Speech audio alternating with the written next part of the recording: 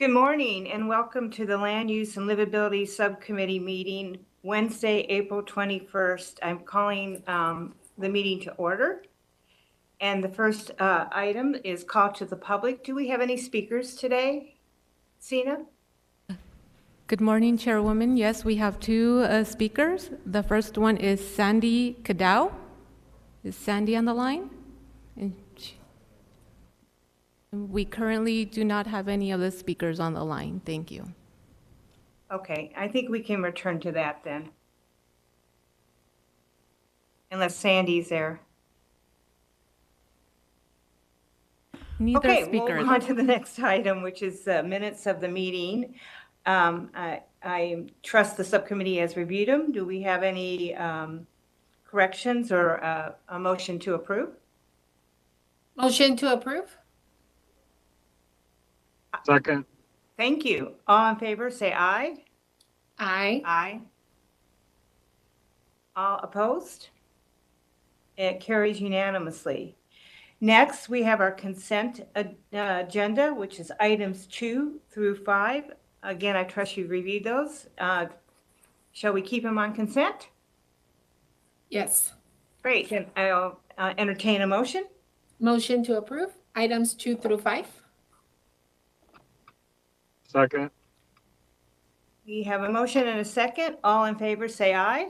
Aye. Opposed? Aye. It carries unanimously. Items 6 and 7 are for information only. Does anyone want any additional information? I think I just would like to hear more on the smoke-free parks policy. Perfect. So if Inger or Cynthia? Yes, Chairwoman, Cynthia is joining us. Okay, perfect. Thank you.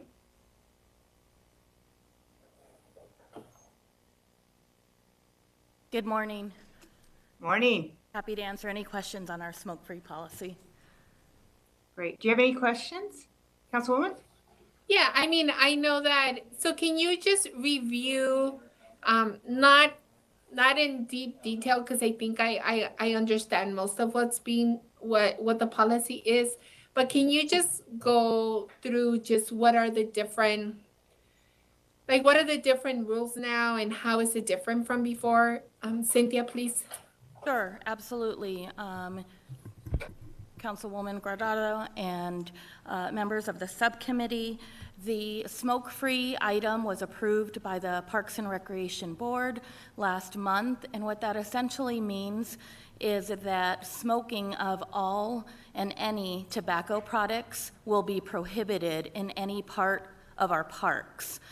There are some exceptions to the policy that we carved out, which includes golf courses, as well as our special event venues, such as a spring training facility. Those facilities have smoking policies in place where they have designated smoking areas. We previously, prior to this policy, our rule was that you could smoke in a park if you were 20 feet away from a building or a child's playground. But in doing our research, we found that we were the only city in the top 10 who had not yet implemented an entire system-wide smoke-free parks policy, and it's something that our National Recreation and Parks Association has come out with a statement on, also encouraging us to do so, just to create a park system that's as healthy as possible. Great. And in terms of signage, because this is something new for majority of the parks, what are we going to do around signage just to make sure that everyone learns to follow the rules? And making sure that it's visible and making sure maybe like a nice big bright color so that everyone will stand there and want to read it just because it's a nice fluorescent color. Do we have plans around that? Great question, Councilwoman Guardado. Yes, we do have plans to replace signage to clearly reflect this. We had not yet thought of putting it in a bright color, but we can certainly consider that feedback. But to your point, we agree with you. Signage will be important in making this as clear as possible. So the park signage that we have now have panels that we can easily remove and replace. So we previously were in the process of working to update our code of conduct and park rules information that's on that signage currently. This action took place just in time for us to also make sure it's clearly visible as part of that process. And we're also currently looking at putting information in English and Spanish as we switch this signage out. Perfect. And how are we going to enforce this? So our goal is that any of our parks and recreation staff who work out in our parks, if we see it, that we would ask the public to comply. So we always start with education, especially when there's a new rule such as this, that we would go up and educate that there's been a change and simply ask them to put out, the tobacco product that may be being used, or to go off the park property, to finish and come back. If for some reason we had repeat offenders or it became really problematic, we would ask our rangers to come in and help us. We hope it wouldn't result to that, and then ultimately we could ask them to leave the park for the day if it became problematic for any reason.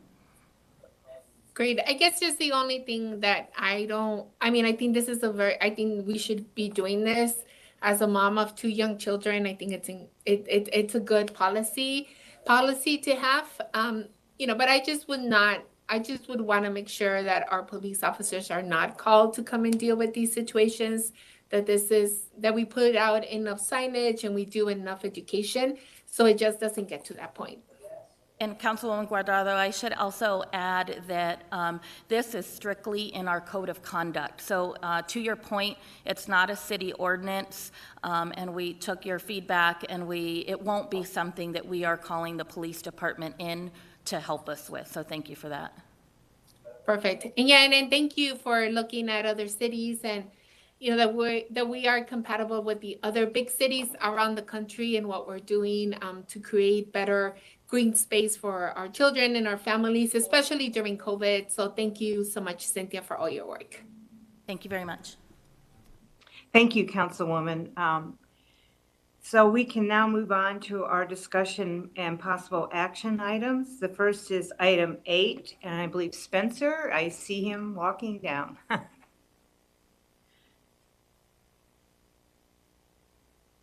Thank you, Spencer.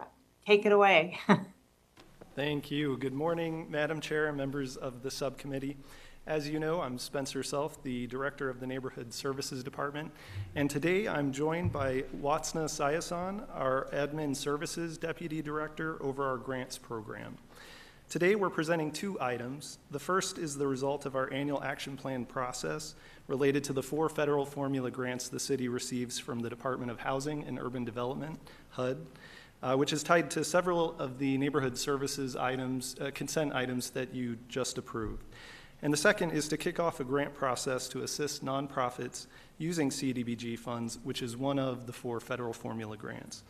However, a lot has happened since the last time we presented to this subcommittee to give an update on our planning process, including the completion of a 5-year consolidated plan, which we would have presented 1 year ago when all the subcommittees were put on hold due to COVID, and the additional receipt of federal funds through the CARES Act that were also due to COVID. That resulted in substantial amendments to the annual action plan. So we'll touch on a little bit of all of that during this presentation. And I'll now turn it over to Watsna. Thank you, Spencer. Good morning, Madam Chair, subcommittee members. I wanted to go ahead and kick off with trying to display here the 4 fund sources the city receives from HUD that are tied to our 5-year consolidated plan and annual action plan. So as you can see on the screen, we have our community development block grant funds that provides communities with resources to address a wide range of housing and development needs with a specific focus on low and moderate income persons and communities that are administered by NSD. We have our home investment partnership funds that are designed exclusively to create affordable housing opportunities for low-income households, our HOPWA, Housing Opportunities for Persons with HIV and/or AIDS, that provides housing assistance and related supportive services to those living with HIV or AIDS. Home and HOPWA funds are managed and administered by our housing department. And then we have our Emergency Solutions Grant funds utilized to assist individuals and families quickly regain stability in permanent housing after experiencing a housing crisis or homelessness, which are administered by our Human Services Department. I want to take a moment to recap to the subcommittee what's occurred in the past year and a half. It's important to point out how the annual action plan last year was very different from this year and in previous years that we presented the plan to the subcommittee and council. So last year, we intended to return to the subcommittee in the spring of 2020 to present on the results of our public outreach process, our data analysis and final proposed 2020-24 Consolidated Plan and 2020-21 Annual Action Plan. But due to the pandemic, we went straight to requesting formal action to submit the plans and didn't have an opportunity to present the results of our outreach process. Since we didn't get to present to the subcommittee all the work and results of the community feedback, I just want to highlight some key items. Citizen participation in the development of Consolidated Plan is a priority. The department did a lot of work to ensure Phoenix residents and stakeholders could easily provide input in the process. Staff worked closely with the PIO office to develop a dedicated webpage that posted information on the 5 scheduled engagement sessions and provided a link to the survey. You might recall that motto to the Consolidated Plan process was "Your City, Your Voice." Additionally, we conducted outreach over social media, Phoenix TV, Water Notes newsletter, advertised in various publications in multiple languages, and encouraged participation at the various GAIN events that occurred in October. As a result of the great work done to engage the public, a total of 86 individuals attended our engagement sessions. This was almost 4 times the number of individuals who participated in the Consolidated Plan process 6 years ago.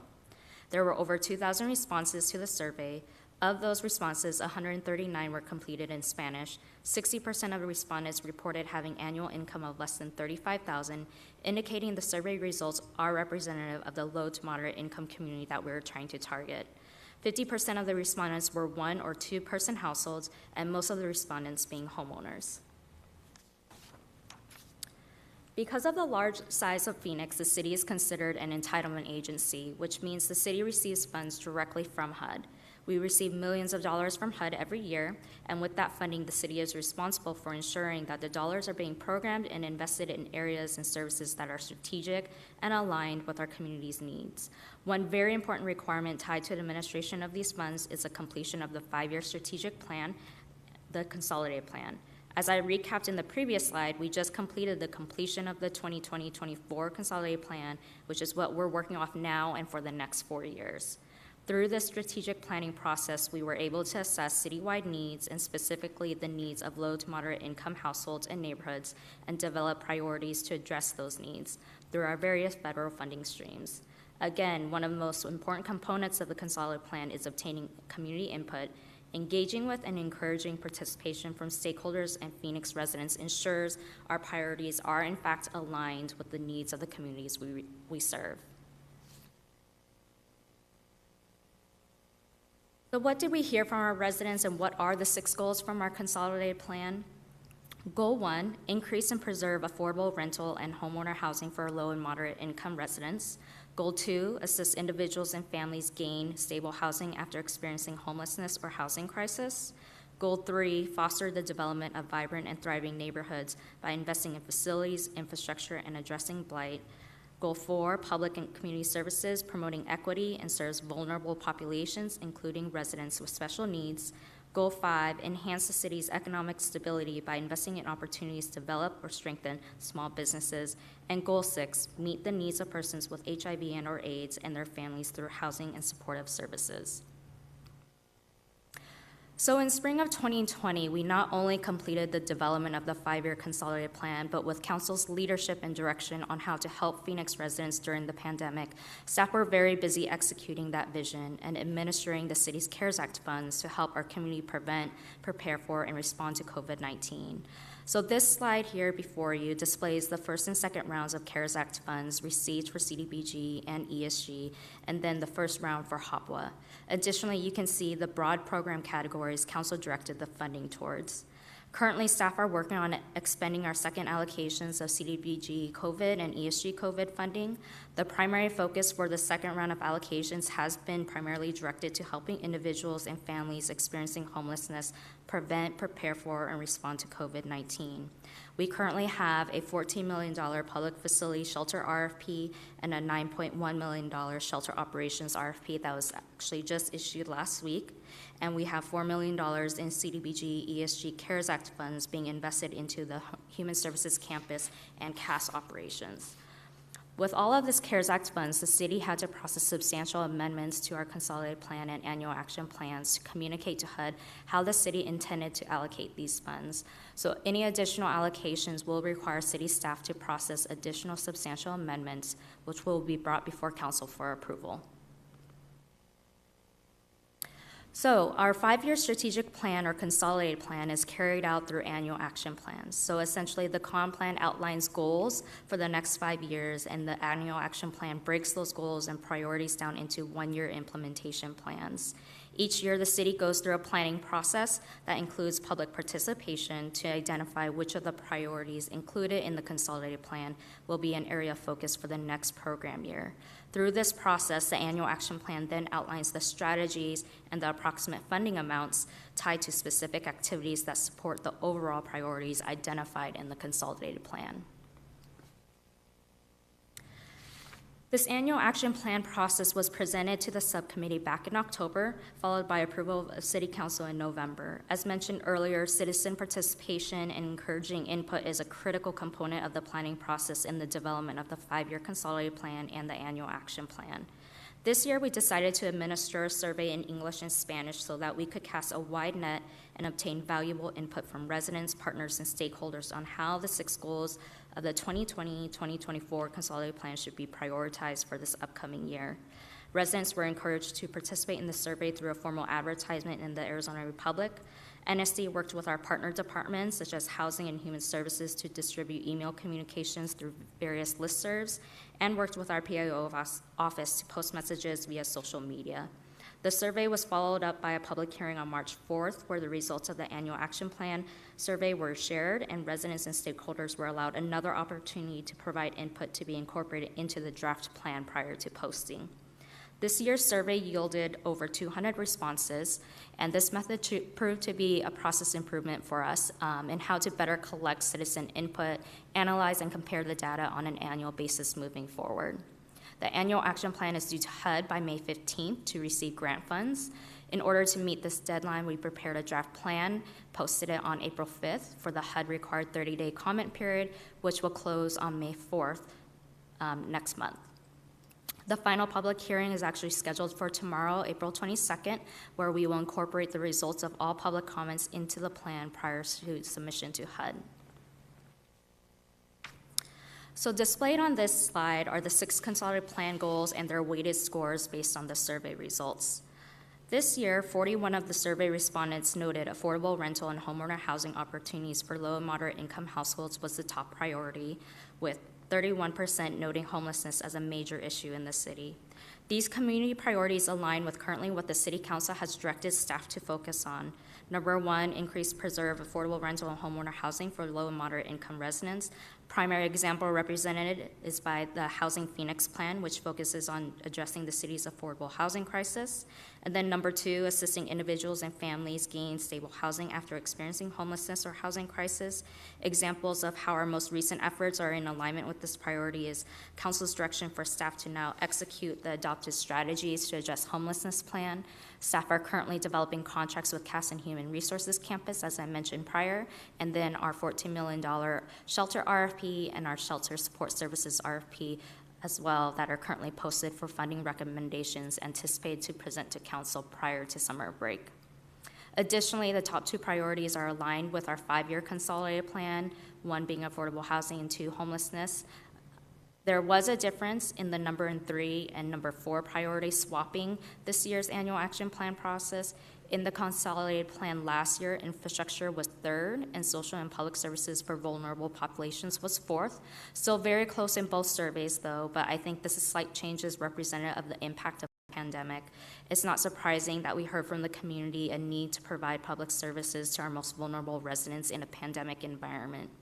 I want to make an important note about this particular goal and our CDBG public service program that is in our regular CDBG allocation. We are capped at 15% for public service, and we maximize our public service funds every year. This cap was a significant reason for why we allocated a larger portion of our CDBG COVID funds to public services, because the public service cap was waived with our CDBG COVID funds. So these programs, as well as all federally funded programs and activities, are included in the broad categories you see on this slide, which are further detailed out in the full annual action plan. We have $16.6 million in CDBG, $1.4 million in an ESG, $5.9 million in home funds, $3.4 million in HOPWA, for a total of $27.2 million the city will be receiving from HUD, which is allocated and detailed out in next year's annual action plan posted on our website. So with that, we now ask that the subcommittee recommend approval of this plan as provided, and we'll be able to answer any questions. Thank you very much. Are there any questions of the subcommittee?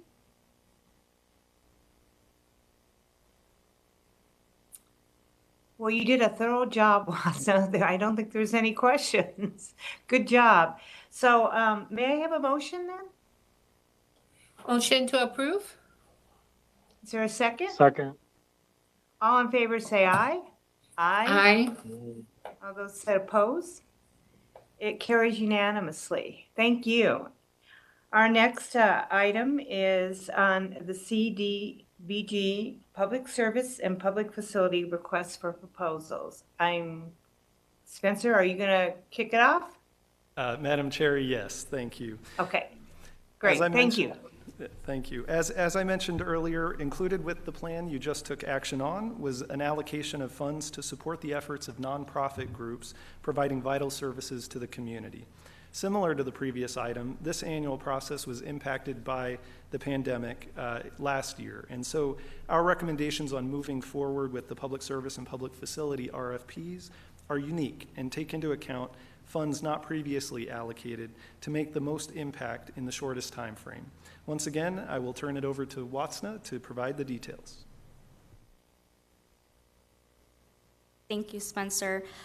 So this particular program ties back to our third highest ranked annual action plan goal that we just presented on, which was to provide public and community services that promote equity and serve vulnerable populations, including residents with special needs. So for our CDBG RFP process, the PSPF programs provides an opportunity for nonprofits to apply for funding to implement facility improvements and deliver critical programs to serve our low and moderate income residents in Phoenix. The program funding priorities are reflective of our 5-year consolidated plan, our annual action plan, feedback from residents and neighborhood leaders, and the mayor-appointed Community Development Review Committee. In order to be eligible to be awarded funding from our competitive public service, public facility RFPs, agencies must be an established nonprofit organization. This does include faith-based organizations, neighborhood organizations, public or charter schools in low-income areas contributing to revitalization efforts. So all of the above organizations are eligible as long as they are incorporated as a nonprofit. Under the public service category, $380,862 is available from our 2021-22 CDBG allocation. The priority areas the city routinely hears from our residents they would like to see continued investment in include youth services, senior support services, and support services for persons with disabilities. So this year is a little bit different for several reasons, but another reason is that NSD typically runs this process from the fall to the spring. Back in the fall of 2019, staff received subcommittee and city council approval to proceed with the 2020-21 public service public facility RFP process. This process was interrupted in the spring of 2020 when the pandemic changed the way many nonprofits were able to provide services and programs, and the city shifted priorities due to the impact of the pandemic. The RFP was put on hold, but there was still a significant amount of work being performed to help assist our community respond, prepare for, and prevent the spread of COVID. So during the summer of 2020, NSD issued public service RFPs totaling $3 million in CARES Act funds to nonprofits to support our low and moderate income residents and our refugee and asylee residents during the pandemic. There were 43 CDBG COVID contracts executed with nonprofit agencies and 16 programs funded through our Refugee and Asylee Grant Relief Program. In total, that's 59 public service programs nonprofits were able to implement and deliver critical services to our Phoenix community during the pandemic. As I mentioned, we typically bring this item to the subcommittee in the fall, but due to this interruption I just described, we reissued the 2020-21 public service RFP on February 25th, knowing that there is a continuous need within the nonprofit community to provide public services to our most vulnerable residents, especially when our community is still living in this pandemic environment. So to recap, the current RFP process will be awarding our 2020-21 CDBG public service allocation of $400,688 with a maximum request of $30,000 per request and can potentially fund about 14 proposals. Our 2021-22 CDBG public service allocation is $380,862. There is a small decrease from our prior year funds because there is a slight decrease in the city's total HUD allocation for 21-22. At $30,000 max per request, this 21-22 allocation can potentially fund an additional 12 proposals. So our recommendation for the public service process is to combine the two allocations for a total of $781,550, which can potentially fund 26 proposals. The exact number of programs that would be funded will be dependent on whether agencies request the full $30,000 and whether our CD Review Committee recommends partially funding lower-ranked proposals. As I mentioned previously, our current public service RFP process just closed, and we received 33 eligible proposals. That totals out to over $936,000. We have enough proposals from this current public service RFP process to award both the 2020-21 public service and 21-22 allocations. We will still be able to maintain the same timeline with bringing the award of funds in May, allowing for the 21-22 funds to not only be awarded to nonprofits faster, but to also start serving our Phoenix residents more quickly. So to summarize, our recommendation is to combine the two funding year public service allocations to address priorities related to low-income youth services, senior support services, and support services for persons with disabilities. Again, this ties back to our third highest ranked annual action plan goal, addressing the need for social and community services to serve our vulnerable populations. We will be able to return in May with contract award recommendations. This proposed public service process would allow us to most expeditiously execute contracts with nonprofit agencies. And a final item to note for the subcommittee to take into consideration is we will also be back in front of you in the fall to request subcommittee approve another public service public facility RFP process for our 2022-23 public service allocation. So now I'll talk about our public facility category, another very important program tied to our 5-year consolidated plan and annual action plan priorities. In helping fostering the development of vibrant and thriving neighborhoods, we invest in public facilities through this RFP category.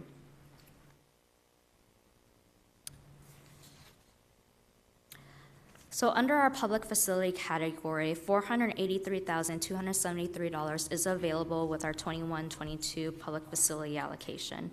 There are a broad range of activities eligible to be proposed and awarded under the public facility category.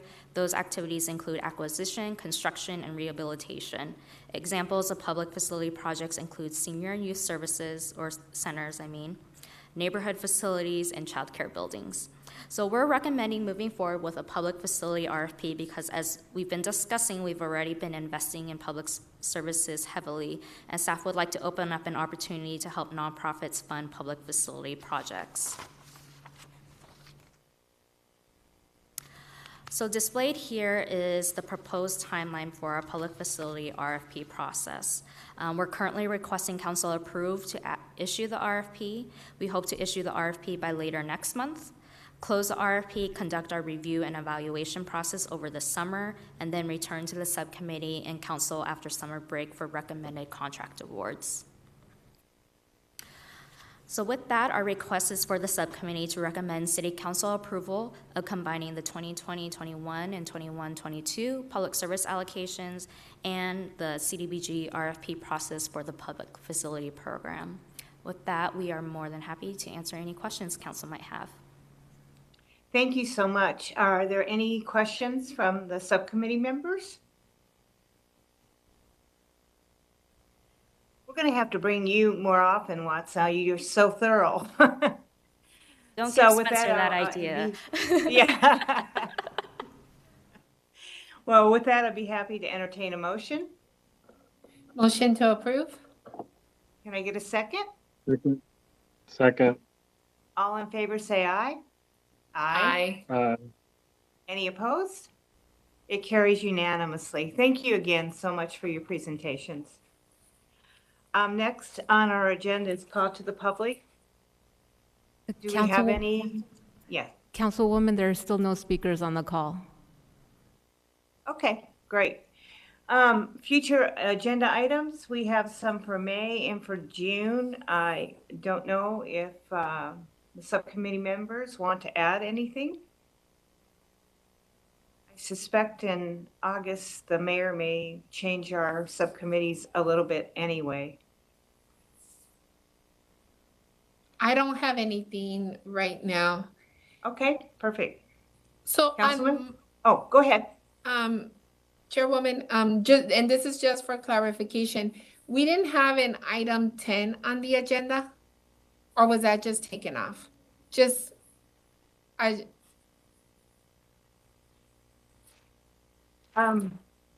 Or is mine outdated, or maybe mine could be outdated? Yeah, Sure. we had 9 items today, and we're at future agenda items. And Gotcha. Okay, thank you. yeah. Councilman, did you have any future items? No, Great. none Well, from us. then we stand adjourned. Thank you so much. Thank you. Ew.